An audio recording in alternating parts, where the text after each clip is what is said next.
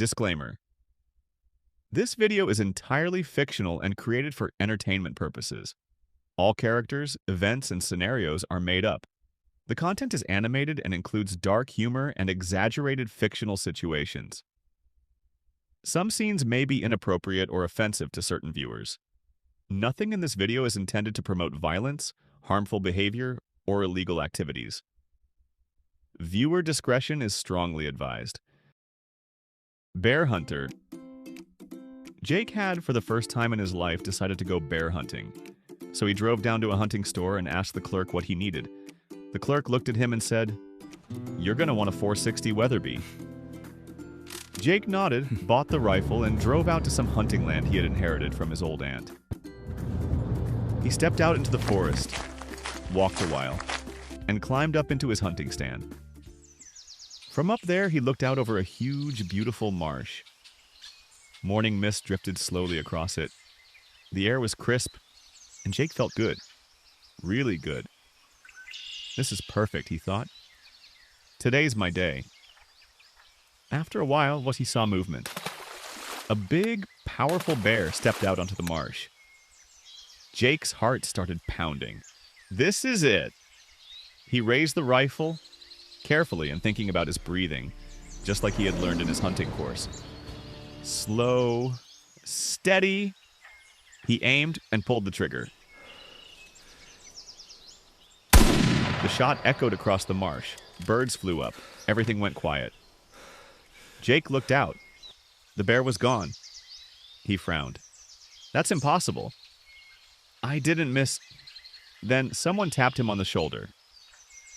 Jake slowly turned around, and there stood the bear, right behind him. Jake froze. The bear looked at him and said, "There's a rule here in this forest. If you miss your shot, you drop your pants." Oh no! Jake's mind was racing. He understood one thing very clearly. It was either that or meet St. Peter. So, Jake did what he had to do. When the bear was done, it just walked away. Jake, in a lot of pain, made his way back to the car and drove straight to the hunting store. He slammed the rifle on the counter. "I need something stronger." The clerk looked confused. "Stronger than a 460? "Yes, something much more powerful." The clerk hesitated, then slowly reached under the counter and pulled out a weapon. Here you go. A 50 caliber machine gun. Jake didn't even think twice. "I'll take it." Wow. Back in the forest, Incredible. back in the stand. Jake muttered to himself, "Now you're dead." After a while, the bear stepped out again, from the right side of the marsh.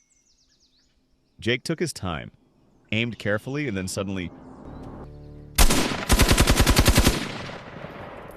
He emptied the entire magazine.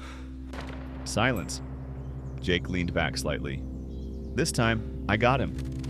Then, tap. Jake closed his eyes, slowly turned around. The bear stood there again. You know the rules? Jake didn't even argue this time.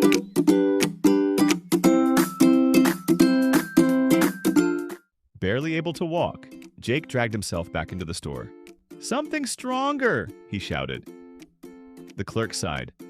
"I only have one thing left, but it's more of a museum piece. A Bofors cannon." "Give me that!" Jake yelled, pulling himself up against the counter, careful not to sit down. He dragged the cannon back into the forest, set it up by the stand, climbed up, holding the firing cord in one hand and the controls in the other. "I'm gonna get you," he muttered. "I'm gonna get you." The forest was silent. Frost in the air, thin mist drifting over the marsh.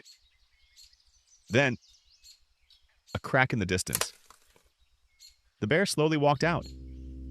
Jake focused, carefully aimed the cannon. "Easy now, easy." He pulled the trigger. The entire marsh exploded. Dirt, moss, trees. Everything flew into the air. Jake stood there, breathing heavily, then slowly smiled.